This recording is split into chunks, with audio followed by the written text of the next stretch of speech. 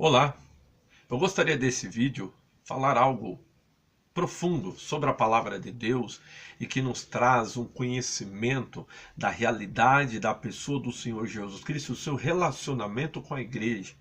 Eu queria nomear esse vídeo Jesus e a Igreja. Nós sabemos que a igreja é o corpo de Cristo, como declara em Efésios 1, do 22 e 23, que ele tem todas as coisas sujeito a ele e que a igreja é o corpo de Cristo, onde ele cumpre tudo em todos. Nós sabemos também que a igreja é a expressão do reino de Deus através das vidas daqueles que são redimidos pelo sangue de Jesus Cristo, que são habitados pelo Espírito Santo e que têm a missão de anunciar e proclamar o evangelho que transforma, que liberta e que muda a vida do homem total e completamente, trazendo para o reino de Deus e vivendo o amor de Deus e os frutos do Espírito. Mas eu gostaria de declarar para você o que a palavra de Deus fala sobre a igreja. E como base eu quero usar Mateus capítulo 16, o versículo 15 ao 18, nos diz assim: E chegando Jesus às partes de Cesareia de Filipe, interrogou os seus discípulos dizendo: Quem dizem os homens ser o filho do homem? Eles disseram, uns, João Batista, outros, Elias, e outros, Jeremias, ou um dos profetas. Disse-lhes ele, e vós, quem dizeis que eu sou?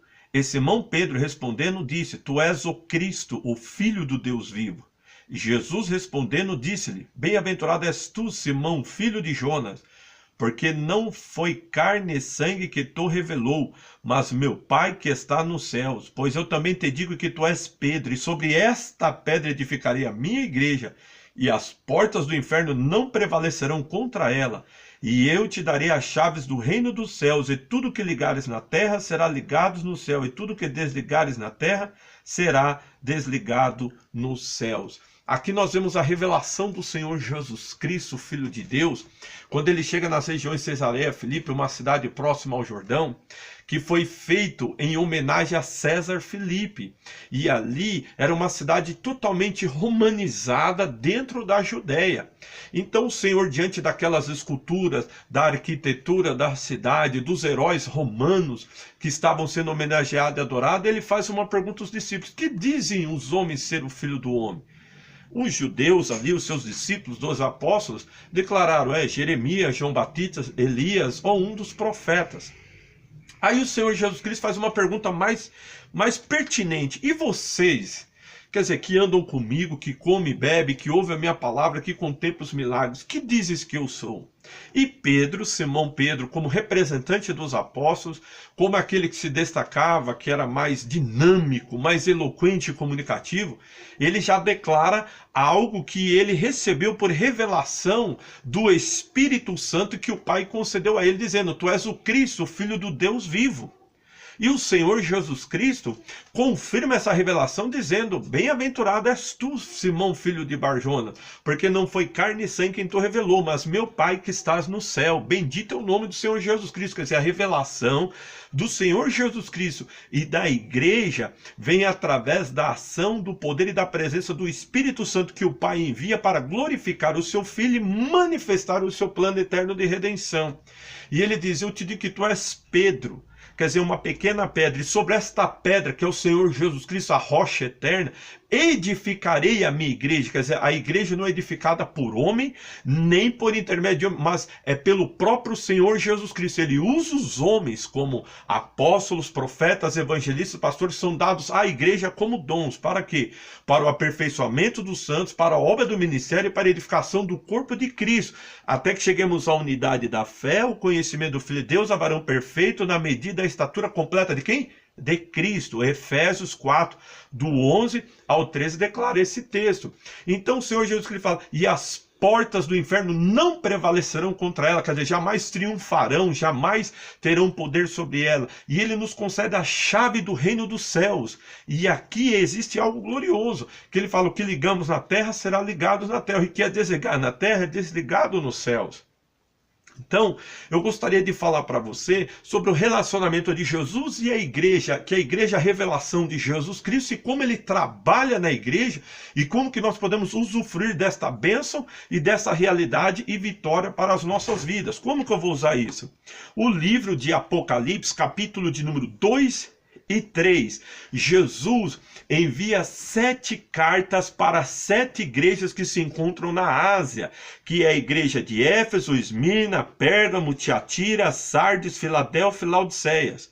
Os estudiosos da escatologia e até mesmo de eclesiologia declaram que essas igrejas, elas representam a história da igreja, desde a sua fundação até o arrebatamento, onde diz que a igreja de Éfeso representa a igreja apostólica, a igreja de Esmirna, a igreja no período da perseguição do Império Romano, a igreja de Pérgamo, a igreja quando ela se torna mundial, quando ela está totalmente em todos os continentes da Terra, conhecido até então. Depois, a igreja de Tiatira como a igreja do período medieval, da Idade Média. E depois nós vemos a igreja de Sardes como a igreja estatal, quando entra o período da reforma, os reformadores, a igreja deixa de ser católica e passa a ser agora representantes das nações, como a anglicana e outras igrejas.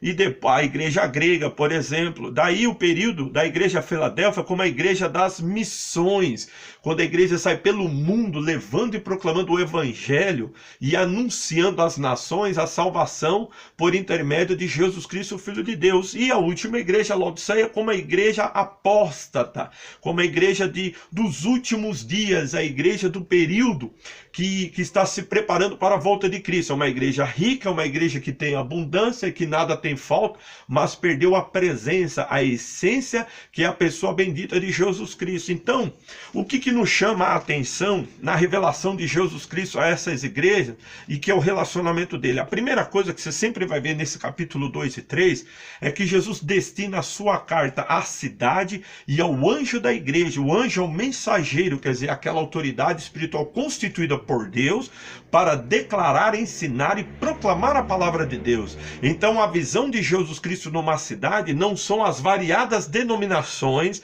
não são as variadas congregações, mas uma única igreja que é dirigida e conduzida pelo anjo do Senhor, pelos mensageiros do Senhor, que leva o único evangelho, constituída do mesmo corpo, do mesmo espírito.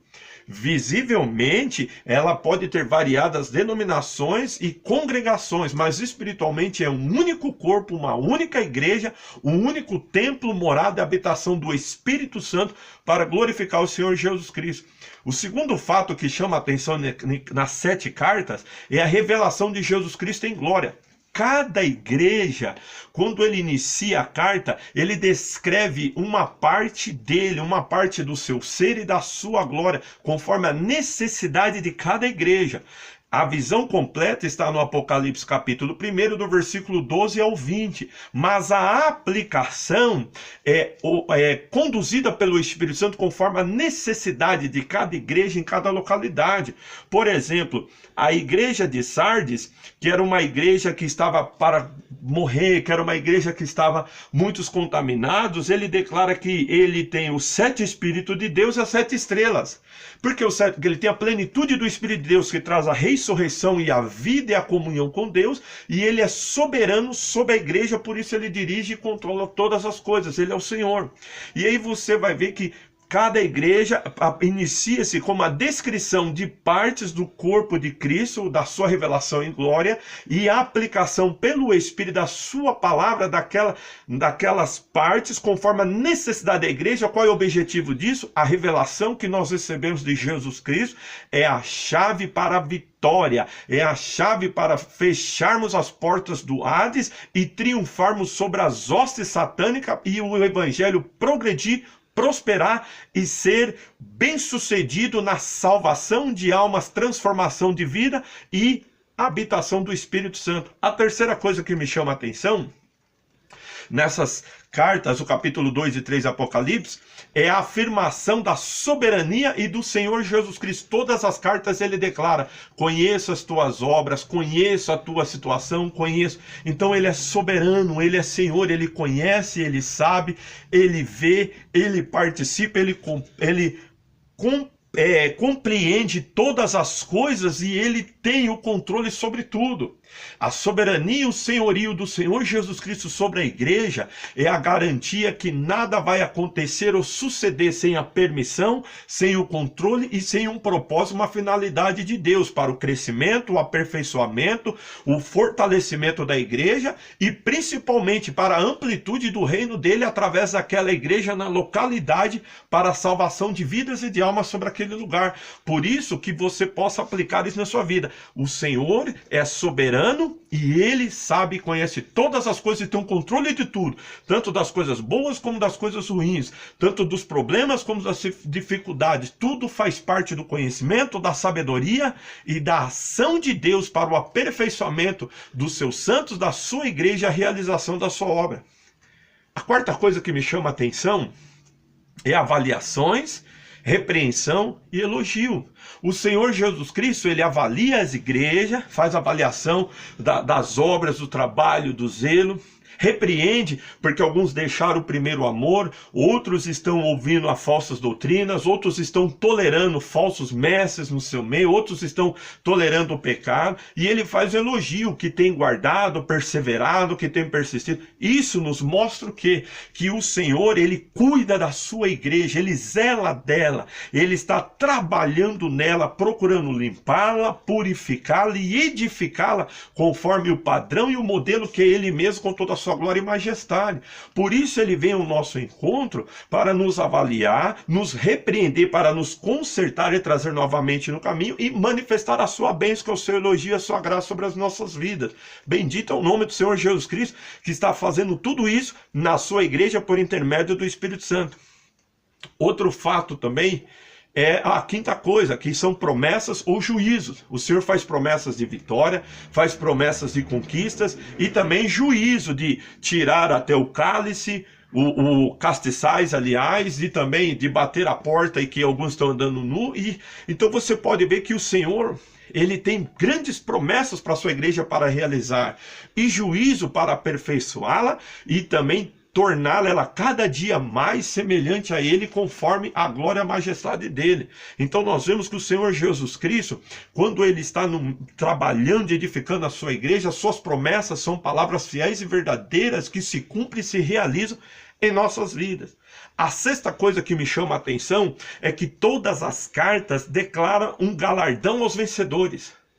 Da primeira à última igreja, Deus sempre declara: ao que vencer, ele promete um galardão, ele promete uma bênção, como vestes brancas, um novo nome, ser coluna no templo de Deus, ele promete a vida eterna, ele promete assentar-se no trono. Quer dizer, o Senhor é galardoador daqueles que perseveram em obedecer, andar na direção dele e ser trabalhado por ele para representar e manifestar a glória da igreja na face da terra. Então esse é o relacionamento de Jesus Cristo com a sua igreja e a sua alegria, galardoar, abençoar e manifestar no final do tempo as vitórias e os galardões e as coroas aos vencedores de todas as coisas. E sétimo e último ponto que nos mostra atenção é a exortação e comunhão para a vida na igreja. É um versículo que ele vai repetir 7 vezes, que diz: quem tem ouvidos, ouça o que o Espírito diz à igreja. Essa exortação nos mostra a maneira que nós podemos viver, caminhar e ser igreja na face da terra. Aqui está a chave do reino dos céus, a presença gloriosa e bendita do Espírito Santo em nossas vidas, que nos guia em toda a verdade, nos faz lembrar das palavras de Jesus Cristo, anuncia o que há de vir, dá testemunho do Senhor Jesus Jesus Cristo, glorifica a Ele, nos dá unção para que as pessoas sejam convencidas do pecado, da justiça e do juízo, e torna realidade tudo que pertence a Jesus para nós, através da sua presença. A igreja, ou o povo que se reúne no nome do Senhor Jesus Cristo, e que não dá liberdade à ação e atuação do Espírito Santo, ela está destinada a fracassar, a falhar e a não crescer. Só que existe um pequeno detalhe aqui que nos chama a atenção. Da liberdade ao Espírito Santo não significa emocionalismo, sentimentalismo, algazarra, bagunça, mas significa que a palavra de Deus vai ter prioridade, que os ensinamentos de Deus vai ser aplicado e que as vidas vão ser dirigidas e conduzidas em conformidade à revelação do Espírito que está na palavra. E Ele, que é soberano, vai cumprir a palavra em nossas vidas, realizando a obra, revelando o Senhor Jesus Cristo, trazendo vidas e almas e produzindo crescimento tanto espiritual, material, como de vidas, através daquele corpo que é a igreja naquele lugar. Porque o propósito do Espírito Santo é reunir os eleitos escolhidos, predestinados para a salvação que se encontra em cada cidade, em cada localidade. Então uma obra que ela é feita do Espírito Santo, ela nunca vai ser vazia, mas Deus sempre vai acrescentar, como nos mostra em Atos 2, o 42 ao 47. Andavam na doutrina dos apóstolos, base na palavra, na comunhão, no partir no pão, nas orações, tinham tudo em comum e em cada uma havia temor. E aí Deus fazia milagres, maravilhas pelas mãos dos apóstolos, e tudo que eles tinham estava em harmonia, em concordância. Diz, e todos os dias o Senhor acrescentava aqueles que se haviam de salvar. Quer dizer, quem ganha almas é o Espírito Santo que traz ao Senhor Jesus Cristo, como ele falou, eu quando for levantado, a todos atrairei a mim. Então a missão do Espírito Santo é edificar a igreja do Senhor Jesus Cristo, é fazer sinais e maravilhas que glorificam o Senhor Jesus Cristo no meio do seu povo, e a trazer homens e mulheres à presença e transformá-lo de glória em glória em mais o Senhor Jesus Cristo, que isso é a igreja, o corpo espiritual que nos revela a glória de Deus. Para concluir, alguns detalhes. Por exemplo, a igreja de Éfeso, que significa desejável, é uma igreja que ele fala sobre fé, paciência, verdade doutrinária. Mas ele repreende porque ela se desviou do amor por Cristo, do primeiro amor. Mas ele prometeu, vou dar-lhe de comer da árvore da vida. A igreja de Esmirna significa esmirra, mirra, aquilo que produz um perfume, um cheiro agradável. É uma igreja que sofreu muito martírio e perseguições. E o Senhor declarou para eles o quê? Para eles não ter medo em meio à tribulação, mas que continuasse fiel, porque aquela perseguição tinha um tempo, 10 dias. Mas a vitória seria receber a coroa da vida eterna. De Pérgamo, que significa altura, elevação do poder, engrandecimento, ele repreende ela porque ele estava fazendo aliança mundana, estava tendo um grande crescimento exterior, mas interiormente, espiritualmente, estava fraco. Mas ele fala, cuidado, não se prenda às falsas doutrinas, aos falsos ensinos, como a Jezabel que se declara profetiza, mas anda em pecado e iniquidade. Mas eu tenho uma bênção para você, vou dar-lhe do maná escondido uma pedra branca com um novo nome. A igreja de Tiatira, aroma suave, sacrifício de trabalho, estava envolvido com falsos mestres, corrupção doutrinária. Aí o que ele declara? Tem alguns que cometem fornicação, repreendendo, os que são fiéis permaneçam firmes até que eu venha. Mas sabe o que você vai receber? Dar-lhe-ei poder sobre as nações e as estrelas da manhã. Sardes, príncipe de alegria, estava com a fé moribunda e ritualismo. Aí ele fala, você parece estar viva, mas seu coração está morrendo e suas obras são imperfeitas. Mas se você permanecer fiel, você vai ser vestido de roupas brancas e confessaria o seu nome diante do meu Pai. Filadélfia significa amor fraternal. Era uma igreja de evangelismo, de missões, que guardava a palavra e não negou o nome dele. Ele promete o que? Permaneça firme e continue a guardar a minha palavra, e eu te farei uma coluna no templo de Deus. Laodiceia significa poder do povo, poder dos leigos. O que acontece? É aquela igreja que todo mundo manda, que todo mundo quer dar opinião, que todo mundo tem seu palpite, que todo mundo acha alguma coisa. Vocês estão vivendo em apostasia. Quem deve mandar, dirigir e conduzir a igreja é a palavra de Deus, é aquilo que está escrito, não o que acha, o que interpreta, o que fulano escreveu ou descreveu, mas é o que Deus declarou de Gênesis a Apocalipse, que é fiel e verdadeira palavra de Deus, que nos aperfeiçoa para toda boa obra. Ele fala, ó, suas riquezas materiais cegaram a sua vergonha espiritual, mas se você permanecer firme, eu vou permitir que você se assente comigo no meu trono. Então você pode ver que esse é o relacionamento de Jesus Cristo com a igreja. Ele, primeiro, ele destina uma cidade, mostrando que é uma única igreja. Segundo, ele se revela com toda a sua glória e majestade o seu ser para cada igreja, porque esta é a chave da bênção e da vitória. A afirmação da sua soberania e senhorio sobre aquela igreja e aquela região, a sua avaliação, repreensão e elogio conforme a igreja está vivendo e praticando o evangelho, promessas e juízo que ele faz em conformidade com aquilo que ele viu e que ele está contemplando, galardões a todos aqueles que permanecem fiéis a ele, e a chave da vitória, a comunhão, a conexão e a ligação com o Espírito Santo que está realizando a obra dele na face da terra para preparar um povo exclusivamente dele zeloso de boas obras. E algo que nos chama a atenção é que a prática das igrejas em um lugar pode se tornar doutrina em outro. Ele explica isso. A igreja de Éfeso e depois na igreja de Pérgamo. Em Éfeso tinha os nicolaítas e lá em Pérgamo tinha a doutrina dos nicolaítas. Mas por quê? É porque o que se faz e o que se realiza numa igreja, ao ser contemplado por outro, gera-se comentário, discurso, isso passa a ser o ensinamento. O que num lugar se pratica, no outro as conversações geram uma doutrina. Então, devido a isso, nós temos que tomar muito cuidado. Devemos sempre procurar praticar, fazer e realizar aquilo que o Espírito nos ilumina através da sua palavra, para que tudo venha a ser promovido para a edificação, para a glorificação do nome de Jesus Cristo e para a expressão de que a igreja é um povo santo separado, ou como diz o apóstolo Pedro, nação santa, sacerdócio real, povo adquirido para proclamar as virtudes daquele que nos chamou das trevas para a sua gloriosa luz. O Senhor Jesus Cristo no texto inicial falou: e eu edificarei a minha igreja, e as portas do inferno não prevalecerão contra ela. Se você permanecer na presença dele, com a sua fé firme e inabalável nessa rocha eterna, você vai crescer, ser edificado, usado nas mãos do Senhor, e será uma bênção para a igreja, para a sua família e para a sua sociedade. E as portas do inferno jamais tocarão ou prevalecerão contra a sua vida e a sua igreja, porque maior é o que está em nós do que aquele que está no mundo. E a chave do reino dos céus, que é o Espírito Santo que nos conecta, nos liga com o Pai Celestial por intermédio de Jesus Cristo, que habita em nós e realiza as obras do Senhor Jesus Cristo, vai sempre manifestar o poder, a virtude e a realidade gloriosa e bendita do Evangelho.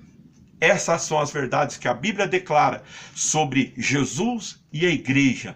Vale a pena você meditar, vale a pena você ler essas 7 cartas do capítulo 2 e 3 do Apocalipse, principalmente se deixar ser conduzido pelo Espírito Santo, para que você, e através de você, e a igreja que você congrega, seja uma bênção e uma bandeira e uma testemunha na sua cidade, na sua região, que Jesus vive e reina, que é Senhor dos céus e na terra, e que Ele é o único caminho, a verdade e a vida, e que por intermédio dele e por ele, todo homem ou mulher recebe perdão dos pecados e se torna muito mais do que vencedor, porque passa a ser habitado, dirigido e conduzido pelo Espírito Santo de Deus, que veio glorificar e realizar as obras de Jesus e cumprir a palavra de Deus na vida de todo aquele que crê. Como disse Jesus, eu termino esse vídeo dizendo: quem tem ouvidos, ouça o que o Espírito diz às igrejas. Que Deus te abençoe em nome do Senhor Jesus Cristo.